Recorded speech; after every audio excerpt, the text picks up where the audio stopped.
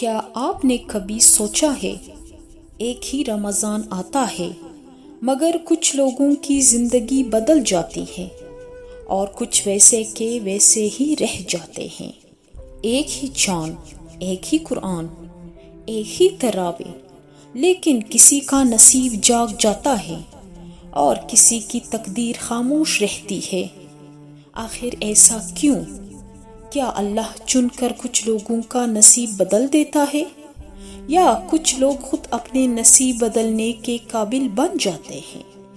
آج کی یہ ویڈیو آپ کو ہلا دے گی، کیونکہ ہو سکتا ہے اس رمضان آپ کا نام بھی ان لوگوں میں لکھا جا رہا ہو جن کا نصیب بدلنے والا ہے۔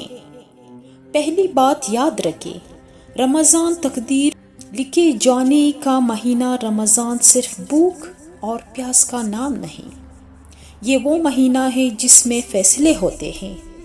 یہ وہ وقت ہے جب زمین پر مانگی گئی دعائیں آسمانوں میں قبولیت کا لباس پہن لیتی ہے۔ قرآن کہتا ہے، ہم نے اسے شب قدر میں نازل کیا۔ قرآن ہمیں بتاتا ہے کہ شب قدر 1000 مہینوں سے بہتر ہے۔ سوچئے، ایک رات 1000 مہینوں سے بہتر، یعنی تقریباً 83 سال کی عبادت سے زیادہ۔ تو سوال یہ ہے، رمضان میں اللہ کس کا نصیب بدل دیتا ہے؟ نمبر 1، جو سچے دل سے توبہ کرے۔ اللہ کسی کامل انسان کا نصیب نہیں بدلتا، اللہ ٹوٹے ہوئے دل والوں کو اٹھاتا ہے۔ قرآن میں اللہ فرماتا ہے، اللہ توبہ کرنے والوں سے محبت کرتا ہے۔ رمضان میں وہ شخص جس کی آنکھ سحری کے وقت بھیگ جائے، جو ماضی کے گناہوں پر شرمندہ ہو جائے، جو سجدے میں گر کر کہے، یا اللہ میں ہار گیا، مجھے بدل دے، ایسے شخص کا نصیب بدلتا ہے، کیونکہ توبہ تقدیر کا رخ موڑ دیتی ہے۔ جو دل سے قرآن سے جڑ جائے۔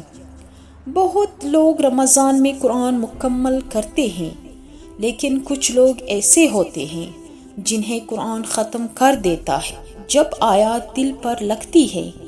جب انسان اپنے آپ کو ہر حکم میں تلاش کرنے لگتا ہے، جب وہ صرف تلاوت نہیں سمجھنے کی کوشش کرتا ہے، تب نصیب بدلنے لگتا ہے۔ قرآن صرف پڑھنے کی کتاب نہیں، یہ بدلنے کی کتاب ہے۔ رمضان میں جو شخص قرآن سے جڑ جاتا ہے، اللہ اسے گمراہی سے ہدایت، اندھیرے سے روشنی اور مایوسی سے امید دے دیتا ہے۔ نمبر 3، جو دکھ میں بھی کرے۔ بہت لوگ رمضان میں دعا کرتے ہیں، یا اللہ میری مشکل ختم کر دے، لیکن کچھ لوگ کہتے ہیں، یا اللہ مجھے اپنی رضا دے دے۔ فرق یہی ہے، نصیب ان کا بدلتا ہے جو حالات نہیں، اپنا دل بدل لیتے ہیں۔ اگر کوئی شخص غربت میں بھی شکر کرے، بیماری میں بھی صبر کرے اور تنہائی میں بھی اللہ کو یاد کرے، تو اللہ فرشتوں سے فرماتا ہے، دیکھو میرا بندہ مجھے مشکل میں بھی نہیں بھولا۔ ایسے لوگوں کی تقدیر بدل دی جاتی ہے۔ نمبر 4، جو دوسروں کے لیے آسانی بن جائے۔ رمضان صرف اپنی بخشش کا مہینہ نہیں، یہ دوسروں کے لیے آسانی پیدا کرنے کا وقت ہے۔ جو شخص افطار کرواتا ہے، جو کسی کے قرض میں مدد کرتا ہے، جو کسی کا دل رکھ لیتا ہے، اللہ اس کے لیے ایسے راستے کھول دیتا ہے جن کا وہ تصور نہیں کر سکتا۔ نبی کریم صلی اللہ علیہ وآلہ وسلم نے فرمایا، جو کسی مسلمان کی مشکل آسان کرے، اللہ قیامت کے دن اس کی مشکل آسان کرے گا۔ یہ وعدہ ہے۔ رمضان میں جو دوسروں کا نصیب سنوارتا ہے، اللہ اس کا نصیب سنوار دیتا ہے۔